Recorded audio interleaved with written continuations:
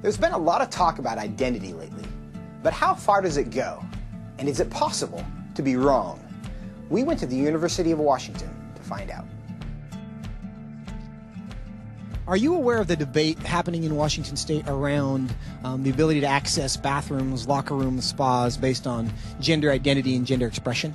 I think people should be able to have access to the facility. I think bathrooms could and potentially should be gender neutral because there doesn't need to be a classification for differences. I think people definitely should have the ability to go into whichever locker room they want.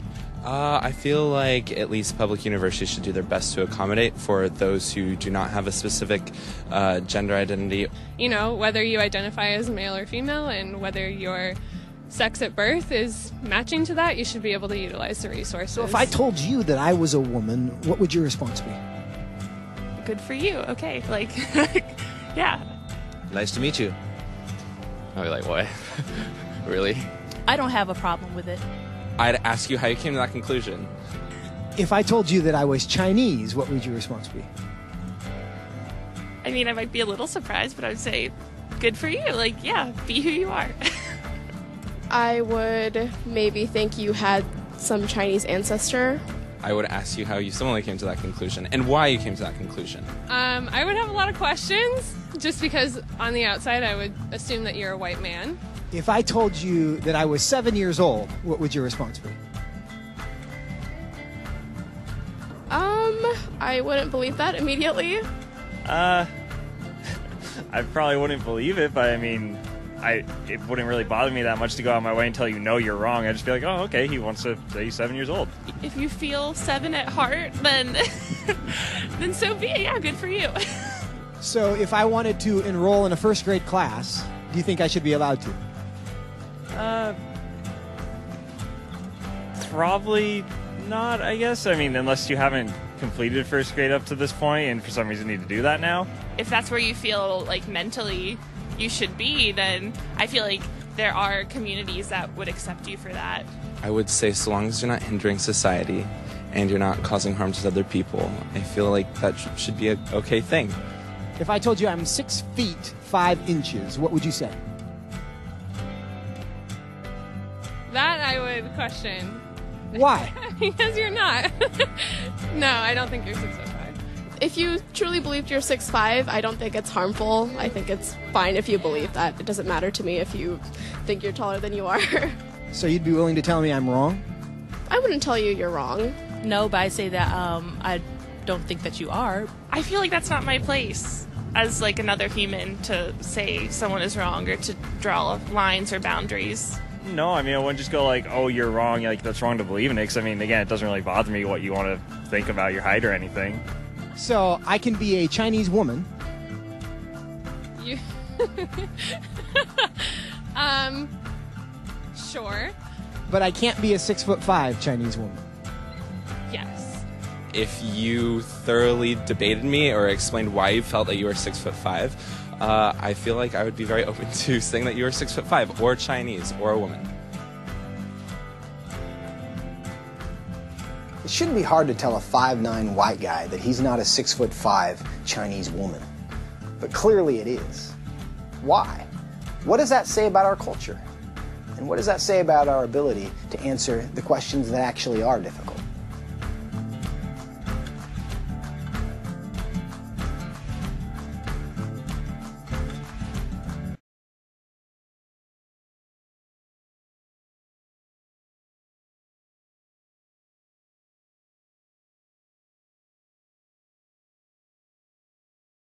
Sehr geehrter Herr Präsident, meine Damen und Herren, sehr geehrte Schwule, sehr geehrte Lesben, sehr geehrte Androgyne, sehr geehrte Bigender, sehr geehrte Frau zu Mann und sehr geehrte Mann zu Frau, sehr geehrte Gendervariable, sehr geehrte Genderqueer, sehr geehrte Intersexuelle, sehr geehrte Weder-noch-Geschlechter, sehr geehrte Geschlechtslose, sehr geehrte Nicht-Binäre, sehr geehrte Pangender und Pangeschlechtlichen, sehr geehrte Transmännliche und Transmänner, sehr geehrte Transweibliche und Transfrauen, sehr geehrte Transmenschen, sehr geehrte Trans mit Stern, sehr geehrte Transstern weiblich und Transstern Frauen, sehr geehrte Transstern männlich und Transstern Männer, sehr geehrte Transmenschen,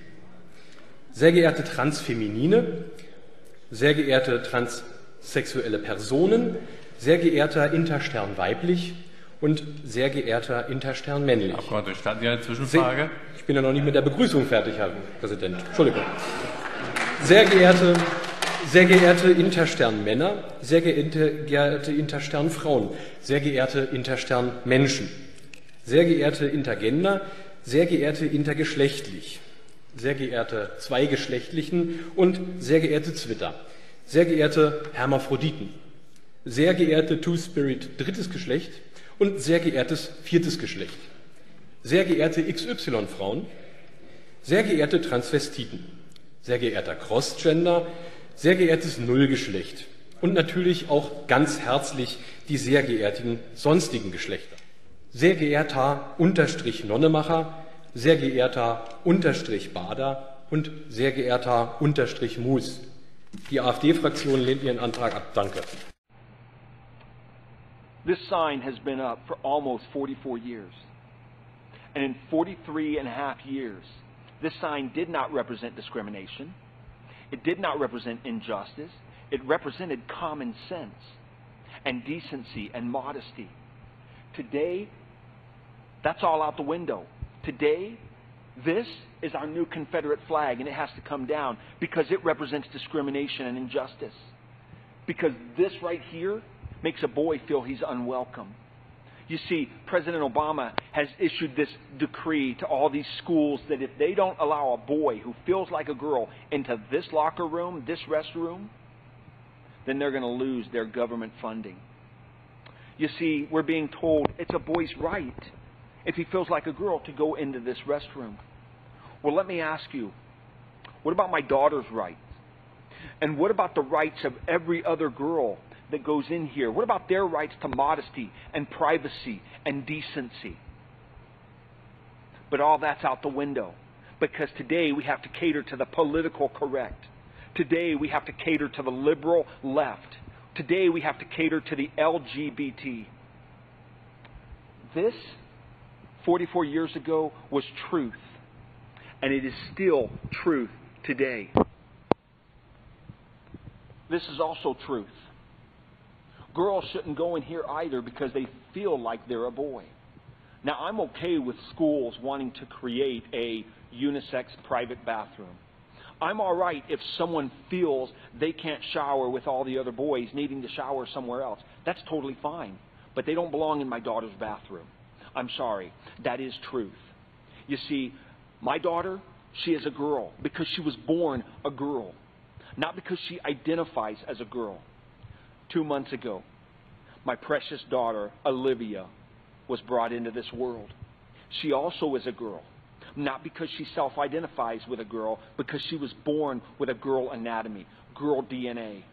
And as her father, as a parent, it is my job to teach her the truth that she is the girl, that she is a girl. I'm not going to let President Obama and I'm not going to let the LGBT confuse her because they're confused about truth, because they don't believe in absolute truth anymore. So here's my honest take on all of this.